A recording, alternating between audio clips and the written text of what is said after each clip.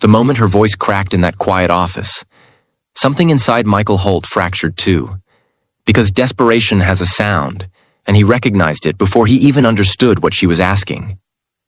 The late afternoon light spilled through the tall windows of a downtown Chicago building, catching dust in the air like memories refusing to settle. And Sarah Whitman stood there with her hands clenched at her sides, begging him to help her find love as if it were a misplaced file or a missing key. If you were standing where he stood, watching someone you cared about unravel with nowhere left to hide, would you offer comfort that might change everything? Or would you retreat to safety and silence? Michael had built his life on order and distance. A respected project manager in a large architectural firm, he was known for his calm precision, for the way he solved problems without ever letting them touch him. He had learned that skill early, growing up in a small Ohio town where his father left without explanation, and his mother worked double shifts to keep the lights on. Feelings were luxuries back then, distractions from survival, and Michael carried that lesson into adulthood like armor. Sarah, on the other hand, had always felt everything too deeply. She joined the firm 3 years after Michael, bright-eyed and hopeful, with a laugh that filled rooms and a kindness that lingered long after she left them. Over time, the office watched her light dim as relationships failed, trust eroded, and the weight of unmet dreams pressed harder on her shoulders. She had come to him because he listened. Over late nights finishing deadlines and early mornings fueled by burnt coffee, she had confided in him about her fear of ending up alone, about the silent apartment she returned to every night in a city that never seemed to notice her. Michael offered practical advice, introductions to people he thought might be right, encouragement wrapped in professionalism. He told himself he was helping, that this was what friends did. But that afternoon, when she begged him with eyes rimmed red and hope hanging by a thread, the dynamic shifted. She wasn't asking for suggestions anymore. She was asking for something deeper, something he wasn't sure he could give. What followed shocked him, not because it was loud or dramatic, but because it was painfully honest. She asked him why he believed love was something she needed to find elsewhere when it was standing right in front of her every day. The question wasn't spoken as a confession or a demand. It was a mirror held up to his carefully constructed distance. Michael felt the ground tilt beneath him as years of unacknowledged feelings surged forward. He realized then that his guidance, his concern, his constant presence had never been neutral. He had loved her quietly, safely, in a way that never required risk. And now she had named the truth he had avoided. The days that followed were heavy with unspoken tension. Michael retreated, burying himself in work, convincing himself that stepping back was the responsible choice.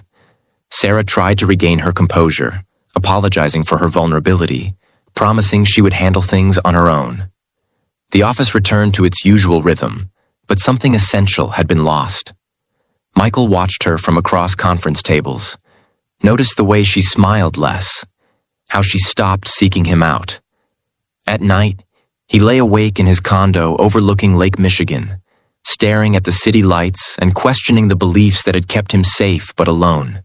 If you had spent your life avoiding pain, would you know how to choose love when it finally asked something of you? Michael's struggle wasn't just about Sarah. It was about the fear that had guided every decision he made. He remembered his mother's tired eyes, the way she warned him never to depend on anyone. He remembered past relationships that ended the moment emotions demanded vulnerability. Letting himself love Sarah openly meant risking rejection, loss, and the possibility that he might not be enough. Yet the thought of losing her entirely felt unbearable. He began to see how his silence had been a form of cruelty, how offering help without honesty had kept them both trapped. Sarah, meanwhile, faced her own reckoning. She questioned her worth, wondering why she always reached breaking points before asking for what she needed. She considered leaving the firm, starting fresh somewhere else, anywhere that didn't remind her of the question she wished she hadn't asked.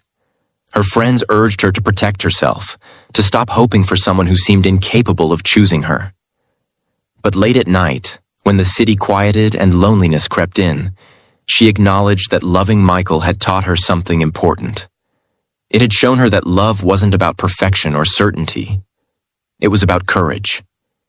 The turning point came unexpectedly during a site visit in a small Indiana town where the firm was overseeing a community center renovation.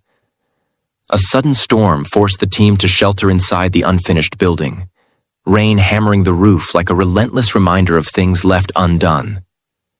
As they waited, Michael watched Sarah interact with local volunteers, saw the warmth and sincerity she brought to every conversation.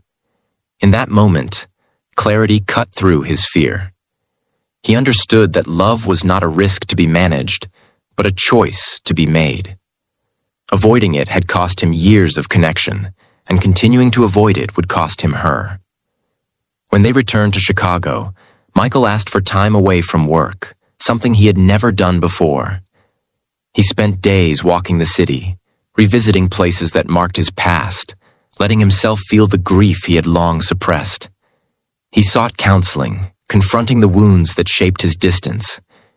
Change didn't come easily or quickly, but it came honestly. He learned that strength wasn't found in control, but in openness, that love required presence, not perfection. Weeks later, he reached out to Sarah, not with answers or plans, but with vulnerability. He acknowledged his fear, his mistakes, and the love he had hidden behind helpfulness. He didn't promise certainty or ease. He offered effort and truth. Sarah listened, guarded but hopeful, aware that healing didn't erase pain overnight. She understood that choosing him meant trusting his growth, just as choosing herself meant honoring her needs. Their journey forward was neither dramatic nor flawless. They navigated boundaries, rebuilt trust, and learned how to communicate without hiding. Some days were heavy with doubt, others bright with possibility.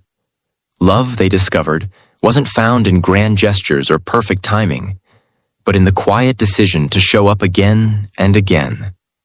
Michael learned to let go of his armor, and Sarah learned that asking for love wasn't weakness but bravery. As seasons changed, so did they. The office buzzed with new projects, the city moved on, and life unfolded in ordinary ways. Yet beneath it all, something extraordinary had taken root. They had faced fear and chosen honesty, transforming a moment of desperation into a beginning neither had expected. If this story stirred something in you, if it made you think of a moment you stayed silent or a love you were afraid to claim, share your thoughts in the comments and let others know they aren't alone. And if this story truly touched your heart, please consider liking, commenting, sharing, and subscribing. Because sometimes the courage to choose love begins with realizing we all need these stories.